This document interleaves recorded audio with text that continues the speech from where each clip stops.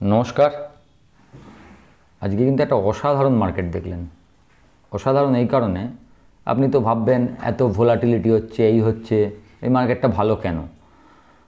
ভোলাটিলিটির market তো ভালো নয়, কারণ আপনি যাই ভাবুন না কেন যে ভোলাটিলিটিতে এখানে নিলেই হতো, এখানে দিলেই হতো, অ্যাকচুয়ালি ভোলাটিলিটিতে লোকের লস হয়।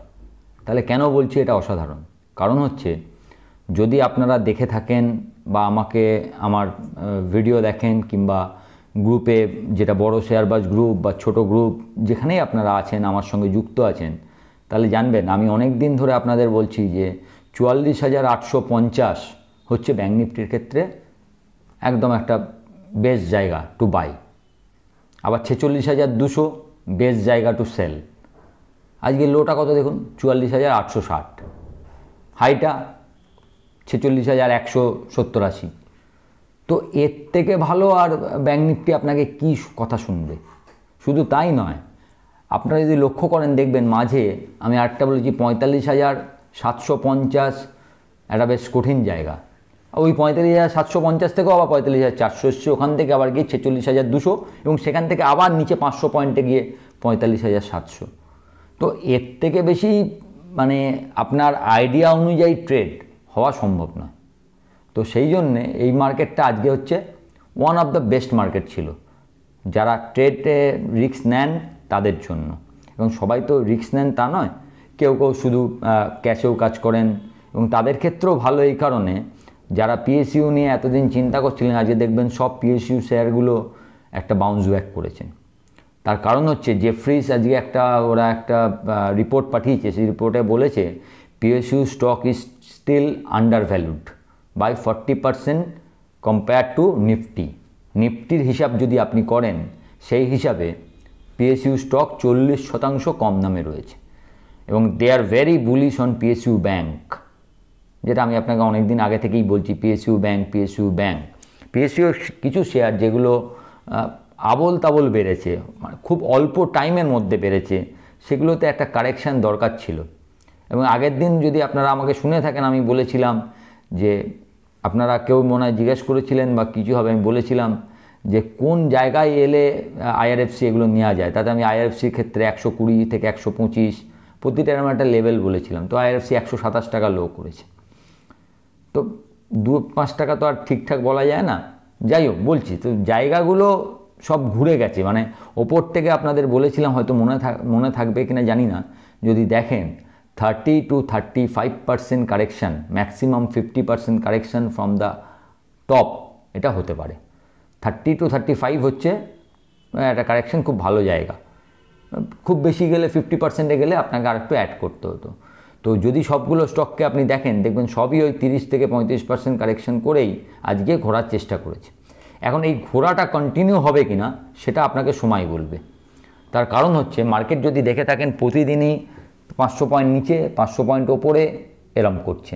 মার্কেটের কোনো একটা ট্রেন্ড, এত ওপর নিচের ট্রেন্ড। তবে একটা জিনিস ভালো লাগছে, আপনি যদি ঠিকঠাক দেখেন তো ব্যাঙ্ক নিফটি এই ভোলাটিলিটিতে চেষ্টা করছে একটা লো তৈরি করার, মানে এই লোটা থেকে বাউন্স ব্যাক করার। যদি দেখেন 44,850 হচ্ছে ব্যাঙ্ক নিফটির ক্লোজিং লো, আর 44,400 হচ্ছে ইন্ট্রাডে লো। তো ব্যাঙ্ক নিফটি বারবার ওই 44,800, 850 ক্লোজিং লোর কাছ থেকে এসে ব্যাঙ্ক নিফটি যাওয়ার চেষ্টা করছে। আমি bank Nifty kind of chart আমার মনে হয়েছে বটম ফর্মেশন। ব্যাঙ্ক নিফটিতে সম্ভবত বটম ফর্ম করার চেষ্টা হচ্ছে। Nifty undecided.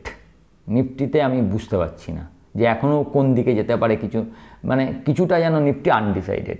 তবে যদি আপনি নিফটি স্টক যেগুলো বেশি আছে, যেগুলো নিফটিতে যাদের ওয়েটেজ বেশি, সেই সব স্টকগুলো যদি আপনি দেখেন, তাহলে আপনি বুঝতে পারবেন যে নিফটি বেশি পড়ার জায়গার, মানে বড় স্টক যেমন এলটি 3700 বা 3800 এরকম কিছু একটা টাকা, 3750 বা 3800 আমার ঠিক মনে নেই, এরকম একটা হাই করেছে।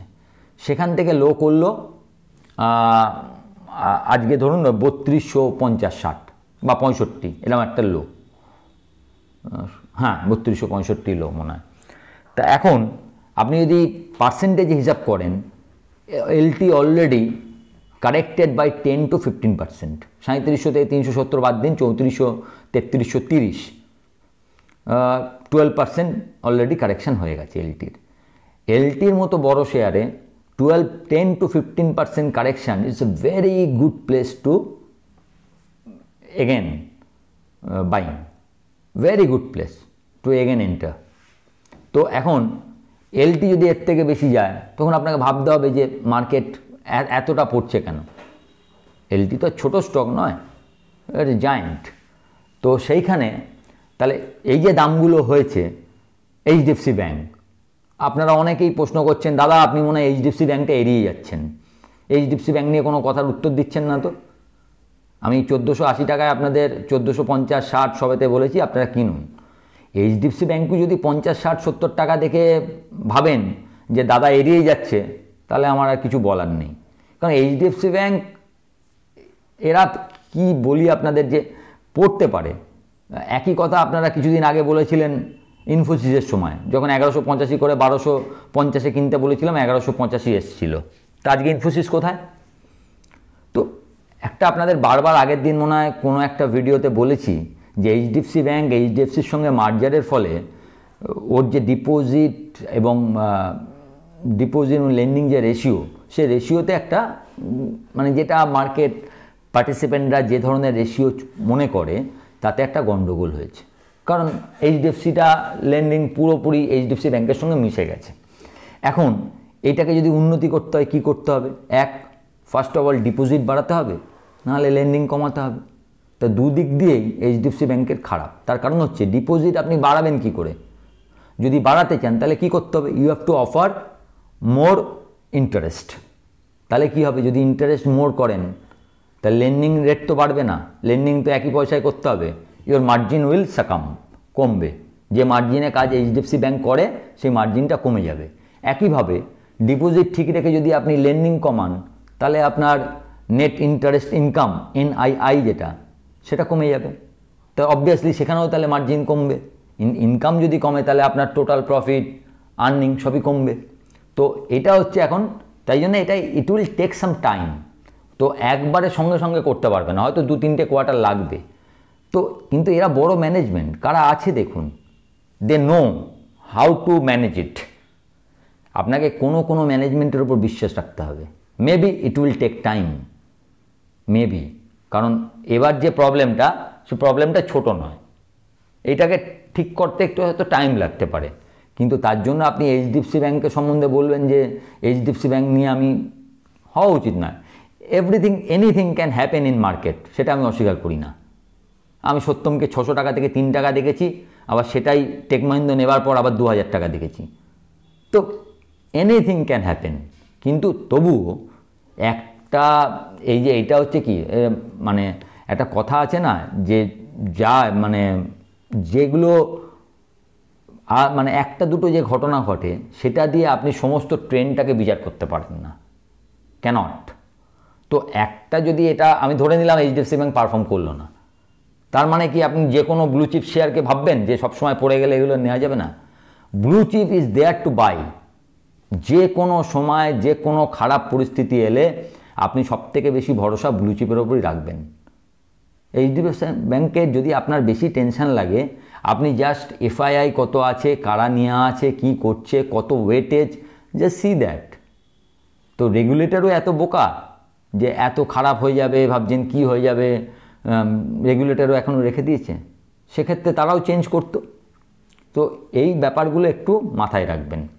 তবে মার্কেটটা মজা হচ্ছে কি, যে আপনি যেখানে ভাবছেন এই মার্কেট হচ্ছে কন্ট্রা ট্রেডের মার্কেট, আপনি 46-45 হাজার ভেঙে গেলে ভাববেন যে আমি বেচি পয়সা পাবো, ওখান থেকে মার্কেট ঘুরে গেছে। আবার 46,200 কাছে গেলে 46,000 ওপরে যাচ্ছে, এবার চলবে, ওখান থেকে আবার 500 পয়েন্ট ব্যাঙ্ক নিফটি পড়ে গেল। তো it's market for contra trade. তো এখনই কিন্তু শিওর নই যে হ্যাঁ যা হয়ে গেছে, তবে যেহেতু বারবার 45,850কে ভালোভাবে রক্ষা করার চেষ্টা করছে, আশা করা যায়, এবং যদি ব্যাংকে এসবিআই মুভমেন্ট দেখেন তো আশা জাগায় যে না, মনে হচ্ছে কোথাও যেন একটা মার্কেট ঠিক হবার চেষ্টা করছে। আপনারা বহু শেয়ার নিয়ে আমাকে কয়েকটা প্রশ্ন জিজ্ঞাসা করেছিলেন, আমি একটু দেখে নিই কোন কোন শেয়ারগুলো বলেছিলেন। যেরকম অনেকেরই কোশ্চেন ছিল এনএইচপিসি, আপনাকে অলরেডি আমি বললাম যে পিএসইউ শেয়ারগুলো সম্ভবত আজকে থেকে একটু ঘুরলো। 2-3টে শেয়ারে আমি অলরেডি আপনাদের বলেছি। ভেল আজকে খুব ভালো জায়গায় এসেছিল, 202 টাকা 50 থেকে আবার 215-20। এই সেই শেয়ারগুলো যেগুলো ভালো জায়গায় এসছে সেগুলোর দিকে লক্ষ্য রাখুন। আর একটা শেয়ার ভালো জায়গায় এসেছিলো ইঞ্জিনিয়ার্স ইন্ডিয়া, 201-2 টাকা 2-1 দিনের মধ্যে এসে আবার 212-15 টাকা। এইসব শেয়ারগুলোর দিকে লক্ষ্য রাখুন। ভালো শেয়ার যদি কোনো কারণে এইসব ক্রাইসিসে পড়ে তো আপনাকে বাই করতে হবে। যেটা আজকে এলটি নিয়ে বললাম, LT 12-13% correction, one can enter. হ্যাঁ, তার মানে নয় যে আর পড়তে পারে না, পড়তে তো দাদা সব কিছুই পারে। 200 ডিএমএ মনে হয় 1850 টাকা বা 2780 টাকা এরকম কিছু একটা আছে। 100 ডিএমএ মনে হয় 100 ডিএমএ সাপোর্ট নিয়ে মনে হয় ঘুরছে। তো টেকনিক্যালি দেখতে গেলে 100 ডিএমএ ভাঙলে 200 ডিএমএর দিকে যেতে পারে। সেটা আপনি কিন্তু বড় শেয়ার।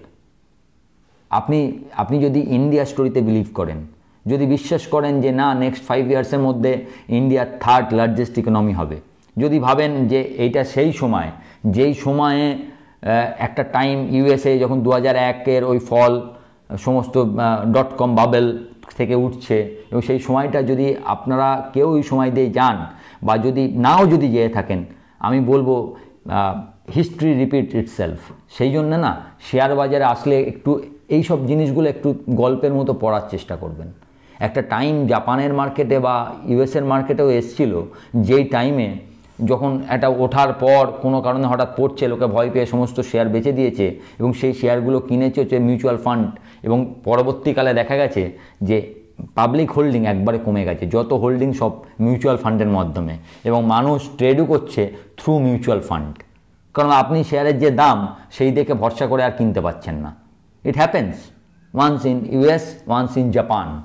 আমার মনে হয় দ্যাট টাইম আমাদের মার্কেটে হয়তো কিছুদিনের মধ্যে আপনি দেখবেন শেয়ারের এমন একটা ভ্যালুয়েশন হবে, আমি ভয় পাবো এই ভ্যালুয়েশনের শেয়ার কিনবার জন্য, এবং আমরা চাইবো যে বেচে দিই, ভয় লাগবে, এবং আমরা বেচে দেবো, মিউচুয়াল ফান্ড কিনবে এবং আপনি আরও অনেক ওপরের ভ্যালুয়েশন দেখবেন। যদি সত্যি করে ইন্ডিয়া স্টোরিতে বিলিভ করতে হয়, আপনি রাখবেন আপনার share. You have to hold যতক্ষণ না কোনো ড্রাস্টিক কোনো চেঞ্জ হচ্ছে। কালকে একটা বিশ্বযুদ্ধ লাগলো, কি কারেন্ট ডিসপেন্সেশন পড়ে গেল, চলে গেল, কারোর কিছু একটা বাজে কিছু হয়ে গেল, সেটা না আপনি জানেন না আমি জানি। অনিশ্চয়তার জন্য কি আমরা কিছু করি? প্রতিদিন যে আপনি অফিস যান, বাড়ি আসেন, প্রতিটা কাজ করেন, আপনি কি ভাবেন আপনার কিছু একটা হয়ে গেলে কি হবে? তার জন্য আপনি হয়তো একটা প্ল্যান করে রাখেন। কীরকম প্ল্যান? না, আপনি হয়তো একটা ইন্স্যুরেন্স করে রেখেছেন, টার্ম প্ল্যান করে রেখেছেন, আমার কিছু হলে। সেরকম এখানেও একটা টার্ম প্ল্যান কী হতে পারে, একটা পুট কোনো কিছু নিয়ে রাখতে পারেন।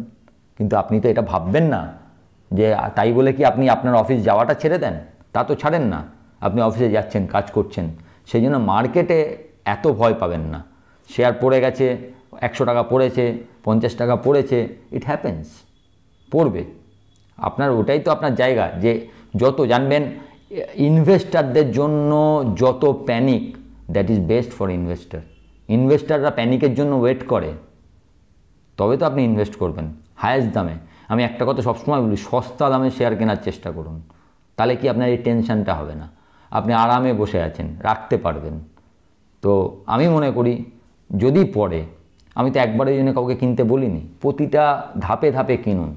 এইচডিএফসি ব্যাঙ্ক নিয়ে ভয় পাওয়ার কিছু নেই। যদি এরপরে খারাপ কিছু হয়, এটা নয় তার মানে আমি কোনো রেকমেন্ড করছি না। হতে তো মার্কেটে এনিথিং পসিবল।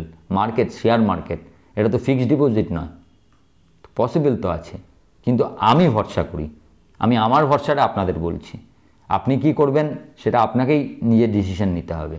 কিন্তু আমার এটা ভাববেন না যে দাদা 50 টাকা পড়ে গেছে বলে দাদা আর এইচডিএফসি ব্যাঙ্ক নিয়ে কিছু বলছে না।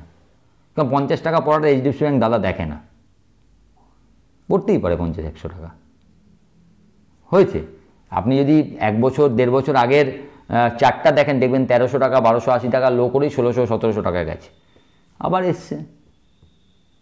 তো হতে পারে এইসব ঘটনাগুলো দেখে, এবং এই ওঠা নেওয়া হচ্ছে বলেই আপনি মার্কেটে কাজ করতে পারছেন। একজন ভাবছে মার্কেট ওপরে যাবে, সেই জন্যেই সে কিনছে, আর একজন ভাবছে এখান থেকে পড়ে যাবে তবেই সে বেচছে।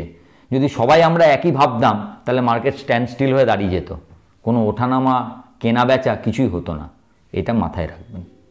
বিলিভ ইন মার্কেট আপনার। আর সব বড় কথা হচ্ছে একটা জিনিস আপনাকে মনে রাখতে হবে, আপনার নিজের স্কিল সম্বন্ধে আপনাকে একটু ক্লিয়ার হতে হবে।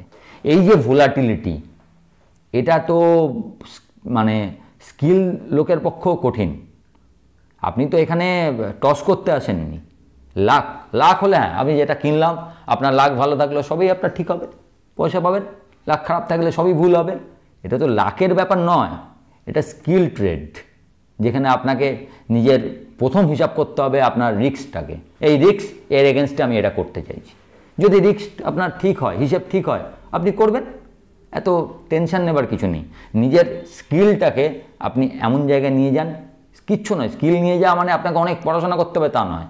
আপনি এইটুকু বুঝে যান আপনি যে ট্রেডটা করছেন তার ম্যাক্সিমাম লস হলে কত হতে পারে সেটা আপনি বিয়ার করতে প্রস্তুত কিনা, এবং ম্যাক্সিমাম প্রফিট হলে সেটা কত হতে পারে, এবং এই লস আর প্রফিটের রেশিওটা যেন 1:2 এর বেশি হয়। যদি সেটা থাকে যে কোনো ট্রেড আপনি নিতে পারেন। ব্যাস।